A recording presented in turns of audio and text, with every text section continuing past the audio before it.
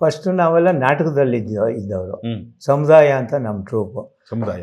ಅವ್ರ ಸಂಕೇತ ಅಂತ ಒಂದು ಟ್ರೂಪು. ಬಾಂಬೆಯಿಂದ ಬಂದು ಅಣ್ಣ ತಮ್ಮ ಇಲ್ಲೂ ಒಂದು ನಾಟಕ ಸಂಸ್ಥೆ ಮಾಡಿದ್ರು. ಹ್ಮ್ ಅದ್ರ ಹೆಸರು ಸಂಕೇತ ಅಂತ. ಸಂಕೇತ.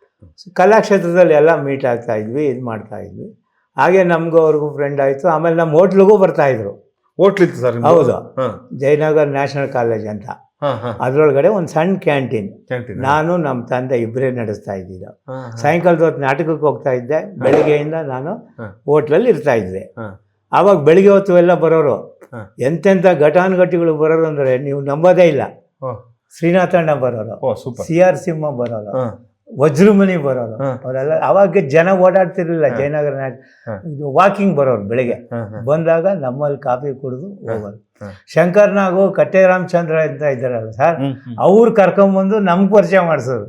ಅದನ್ನೆಲ್ಲ ಹೇಳೋರಲ್ಲ, ನ್ಯಾಷನಲ್ ಕಾಲೇಜಲ್ಲಿ ಒಂಥರ ಕಲಾವಿದ್ರ ಕೂಟ ಇದೆ. ಹೌದು, ಲೋಕೇಶ್ ಅಣ್ಣ, ಗಿರ್ಜಲ್ ಎಲ್ಲ ಅವ್ರ ನಾಟಕ ಪ್ರಾಕ್ಟೀಸ್, ಸಾಯಂಕಾಲ ರಿಹರ್ಸಲಲ್ಲಿ ಅವರು ಕಾಫಿ ಟೀ ತಗೊಂಡು ಹೋಗ್ತಾ ಇದ್ದೆ ನಾನು. ಇಂಟರ್ವ್ಯೂನಲ್ಲಿ ರಿಹರ್ಸಲ್ ಆದಮೇಲೆ ಒಂದು ಇಂಟರ್ವ್ಯೂನಲ್ಲಿ ಕಾಫಿ ಟೀ ನಮ್ಮ ಹೋಟ್ಲಿಂದಾನೆ. ಅದೇ ನೋಡ್ಕೊಂಡು 83ನೇ ಇಸ್ವಿ ನಮ್ಮ ಹೋಟ್ಲು ಕ್ಲೋಸ್ ಮಾಡ್ಬಿಟ್ಟು.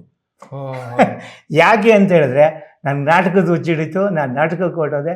ನಮ್ಮ ತಂದೆ ನೀನು ಮಾಡೋಕ್ಕಾಗಲ್ಲ ಬೇಡ ಅಂದೆ. ಸರಿ, ಅಲ್ಲಿ ಹೋಗ್ಬಿಟ್ಟು ನಾಟಕದಲ್ಲೇ ಇದ್ವಿ.